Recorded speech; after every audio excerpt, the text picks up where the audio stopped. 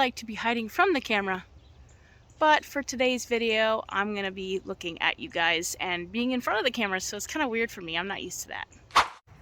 Today's episode is going to be about redbud trees. I figured this was a good starting point for this channel because it's springtime here in Virginia, and they're beautiful trees and they're almost done blooming, so I figured while I still had the time window, I would show you guys. Now, this is probably one of the easiest springtime edibles to find, honestly. In Virginia here, it's about mid to late April is when they are really blooming, and you can find them along roadsides and the edges of forests. They range from Nebraska to Wisconsin to Connecticut, south to Texas, and even Florida. And of course, since we're here in Virginia, that counts for Virginia too. So you don't have to worry about there being any shortage of these plants. One of my favorite parts of springtime is the redbud tree. It's gorgeous. I mean, look at these colors. That's our rabbit hutch, but you know. Yeah, it's just beautiful. We get to enjoy the beautiful springtime flowers. We also get to enjoy a little snack while we're at it too. And our bunny gets to enjoy it too. Smudgy, you gonna say hi? Hi, Smudge. What you doing, pretty boy?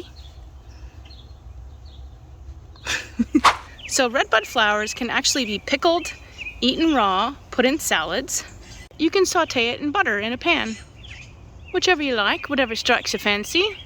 With redbud trees, you do have to be careful too, because if you have insecticides that you spray on your trees, or if somebody else does, you don't want to eat that, obviously. We don't treat ours, so we don't care. But yeah, look at how beautiful these flowers are. And they taste really good.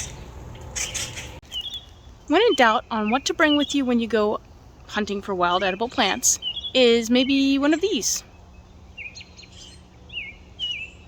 This is an incredibly helpful book for me and my family. When we go out in the woods, we know exactly what we're looking for, and I would suggest maybe having 2 or 3 different ones of these types of books, because then you're covered and you're not taking something that's kind of poisonous to you or that can make you sick. Stay tuned with us for next episode. We will try to pick another plant for us to play with. How about violets? These guys. To finish off, I think I'm going to make a salad.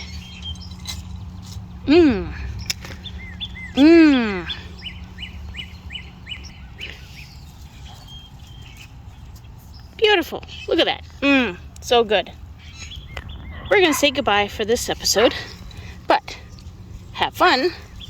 Don't forget to subscribe and enjoy your wild edibles.